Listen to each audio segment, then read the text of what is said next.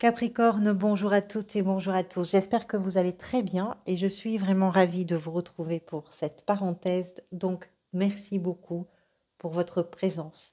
La parenthèse, pour les personnes qui ne connaissent pas, c'est une lecture plus courte, un format donc plus concentré que les lectures mensuelles que je vous propose sur la chaîne et qui peut permettre de peut-être de vous aider à réfléchir sur une situation, sur une émotion, sur une relation, sur une circonstance. Ça peut aussi vous donner des clés. Parfois, on entend parler de certaines choses et ça peut aider à avancer parce qu'on n'avait pas forcément pensé les choses sous cet angle-là.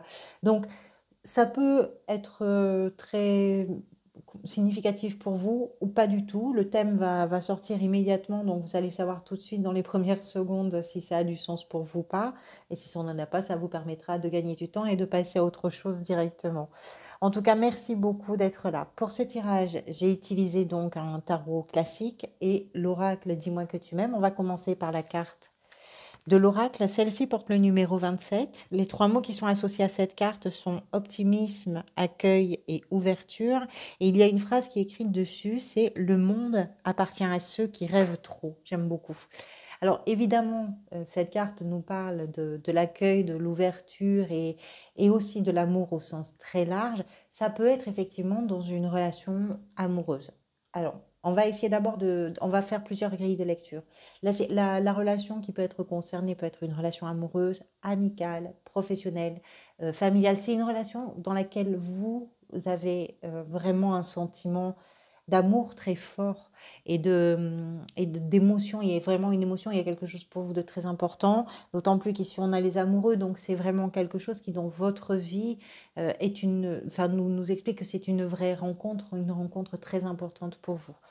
Dans le contexte de cette relation, quelle que soit la nature de cette relation, dans ce contexte-là, c'est une carte qui va vous dire que peut-être si vous vous trouvez là dans une situation, pardonnez-moi, dynamique, positive, avec des bons moments, avec quelque chose que vous avez envie de vivre ensemble, quelque chose qui fait que vous n'avez peut-être plus aussi peur qu'avant, que peut-être là, votre optimisme va venir prendre le devant de la scène et vous permettre justement de dépasser certains caps, même s'il y a des petits moments de relâchement, parce que cette carte parle aussi de ça, c'est pas grave. Peut-être que ce qui peut être bien pour vous là, c'est d'essayer de voir comment vous pouvez cultiver cet optimisme, cultiver cette dynamique pour permettre à cette relation de se vivre pleinement. Quelque part, c'est un peu ça.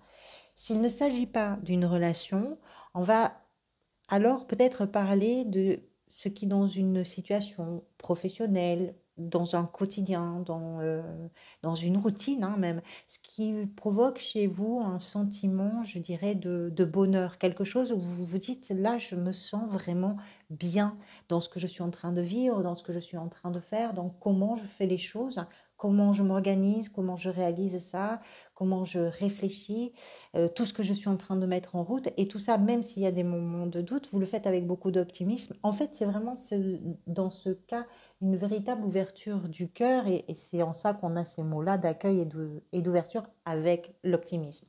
Donc on comprend ce sens. À vous de voir si c'est par rapport à une relation. Je pense qu'il est probable que ce soit par rapport à une relation pour une grande majorité d'entre vous, si ça vous parle évidemment, mais parce qu'il y en a quand même les amoureux. On va y revenir. La situation ici est représentée par ce roi de coupe. Le roi de coupe, alors, euh, je, je ne pense pas que ce soit une personne, je ne peux pas non plus l'exclure totalement. Le roi de coupe peut être un personnage d'un signe d'eau. Les signes d'eau, ce sont les scorpions, les cancers et les poissons. Donc il peut y avoir dans votre entourage une personne de ce signe qui peut avoir aussi un rôle très important à vos côtés en ce moment. Il peut représenter un patriarche, il peut représenter une personne qui fait autorité dans votre existence. On est en présence d'un roi, donc c'est quand même, il y a déjà quelque chose qui en impose un peu. Mais on va partir du principe que c'est pas forcément quelqu'un, parce que c'est au cœur de la situation. C'est une carte de maturité émotionnelle, le roi de coupe. Donc ce qu'elle vient peut-être nous raconter là, c'est que justement, vous savez, pas vous avez, mais vous savez aujourd'hui trouver l'optimisme sur votre chemin parce que vous avez été capable d'atteindre une certaine forme de maturité émotionnelle. Vous avez probablement passé pas mal d'épreuves, vous avez probablement su à certains moments gérer, à d'autres moments vous n'avez absolument pas géré les choses, vous vous êtes peut-être senti submergé par les émotions. Ce roi nous parle de tout ce chemin que l'on parcourt les uns et les autres au travers de nos émotions, au travers des épreuves que la vie nous permet de vivre et d'expérimenter, ou même au travers de tout un tas de choses, hein. Les émotions, c'est pas que du négatif, c'est aussi beaucoup de positif, bien sûr, mais au travers de tout ça, comment on finit par arriver parfois, par moment, dans certaines circonstances et dans certaines situations, à poser un petit peu tout ça et être un peu plus, alors maître de ses émotions, non, mais en tout cas à mieux les comprendre, mieux les assumer et mieux les gérer. Cette maturité émotionnelle vous permet je dirais, de mettre en place une ouverture à l'optimisme. Votre état d'esprit est représenté par une 9 de bâton. Alors, la 9 de bâton nous parle d'abord d'une fatigue. Une fatigue physique, une fatigue psychologique, une fatigue qui fait que quelque chose pèse lourd dans le cœur, pèse lourd également sur le mental. Et cette fatigue, si vous tenez bon, c'est que vous sentez que vous êtes en train d'arriver au bout d'une période, vous n'êtes pas très loin, vous savez qu'il faut tenir encore un petit peu, vous savez qu'il y a encore un peu de chemin à faire, mais vous êtes près d'un but, d'une fin de cycle, d'un objectif, de quelque chose qui est important pour vous, parce que avec les bâtons, on est quand même sur une énergie vitale. Donc, quelle que soit cette chose, cette fin de cycle, cette fin de parcours quelque part un peu laborieux, en tout cas qui aujourd'hui provoque chez vous des symptômes de fatigue, on va dire, c'est quelque chose, vous êtes en train d'en voir le bout. Cette carte nous parle aussi du fait que malgré cette fatigue, vous avez un sacré potentiel de ressources à l'intérieur de vous justement pour aller au bout. La 27 ici, la carte d'oracle, la 9 nous explique que même si vous arrivez sur cette période de maturité émotionnelle, il peut y avoir des moments où les choses vont aller un petit peu et venir, comme je vous disais. On retrouve aussi un peu cette dualité avec la carte des amours en dessous. Mais vous êtes capable d'avancer. Vous êtes vraiment sur un chemin où vous êtes en train d'arriver au terme de quelque chose probablement d'un peu lourd à porter là, aujourd'hui en tout cas. Le défi pour vous est représenté par cette 5 de coupe. Alors, le défi, je pense que ça peut être dans ce tirage de ne pas se laisser bercer quelque part ou réconforter par tout ce qui rend un peu nostalgique, un peu triste, un peu... voilà. Si on part du principe que vous avez traversé suffisamment de choses là pour arriver à cette maturité émotionnelle, mais que vous arrivez quand même avec un bagage qui pèse un peu et des choses qui sont un peu lourdes encore à porter jusqu'au moment où vous allez pouvoir vraiment poser vos valises, poser vos angoisses, poser vos préoccupations, je ne sais pas quoi, il n'en demeure pas moins que vous trimballez dans ces mêmes valises hein, tout un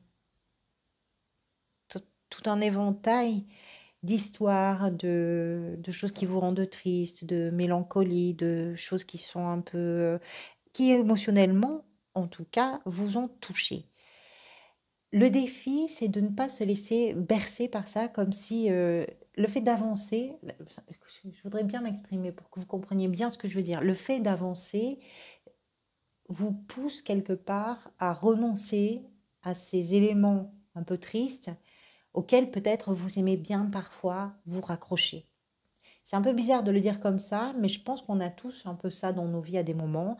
On a des souvenirs, on a des passages de vie, on a des relations, on a des situations, des lieux de vie également, qui nous rendent un peu nostalgiques. À un moment donné, faut secouer l'arbre et puis se dire, bon, d'accord, tout ça, oui, mais maintenant mon présent, est-ce que c'est ça? Non, mon présent, il est fait de toutes ces expériences-là, mais je peux avancer parce qu'il y a de belles choses.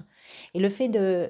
C'est un peu se secouer quelque part on est sur une carte d'instabilité émotionnelle là, donc nul doute qu'avec un roi à côté qui parle de votre maturité, nul doute que vous arriviez à secouer là. Mais ça reste un défi. Il y a quelque chose qui vous retient et qui vous retient un peu comme de la glu. Mais la glu, c'est vous qui l'avez posée. Personne ne l'a fait à votre place. Il ne tient quelque part qu'à vous, finalement, de vous désengluer.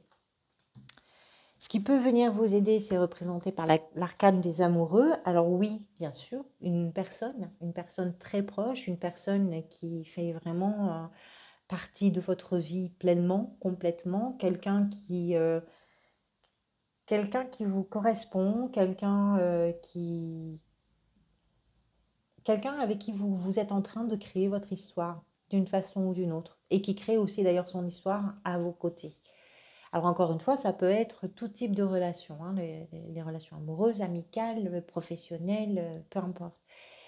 Si c'est une personne, effectivement, ce qui vient vous aider, c'est tout ce que vous allez pouvoir vous apporter l'un et l'autre ou l'une et l'autre, hein, dans cette progression que vous êtes en train de faire, et dans ce chemin que vous êtes en train d'accomplir. Et si ce n'est pas une relation, cette énergie des amoureux nous explique que ce qui peut venir vous aider, c'est très intéressant, on a la 2 de bâton derrière d'ailleurs, ce qui peut venir vous aider, c'est d'arriver à adoucir tous les points qui en vous sont pas conflictuels, mais en duel. Voilà.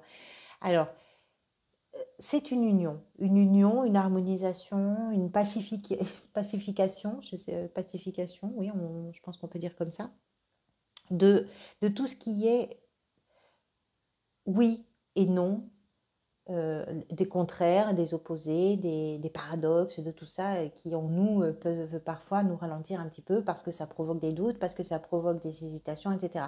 Donc c'est aussi peut-être par la proximité d'une personne que vous arrivez justement à mettre vos doutes un petit peu au diapason par rapport à vos envies, etc. D'autant plus que, n'oubliez pas, vous êtes quand même sur une dynamique et sur un élan optimiste. Ce vers quoi ça peut aller, c'est une 2 de bâton qui se présente. Eh bien, c'est véritablement vers un choix de vie. Ce que vous êtes en train de faire, le chemin peut-être que vous êtes en train de réaliser, vous amène vers des décisions importantes pour vous, des décisions qui vont peut-être donner une direction totalement différente à ce que vous êtes en train de vivre aujourd'hui. La 2 de bâton, on se rend bien compte, c'est ce moment où on se rend bien compte que la vie est en train de changer et qu'il est temps aussi pour chacun et chacune de se décider sur la direction que l'on a envie de prendre et sur ce que l'on a envie de tenter. Voilà pour vous, amis Capricorne. Merci beaucoup pour votre présence. Merci pour tous vos retours également. Je vous retrouverai bientôt pour les lectures mensuelles. En attendant, prenez soin de vous, prenez soin aussi des gens que vous aimez et à très bientôt.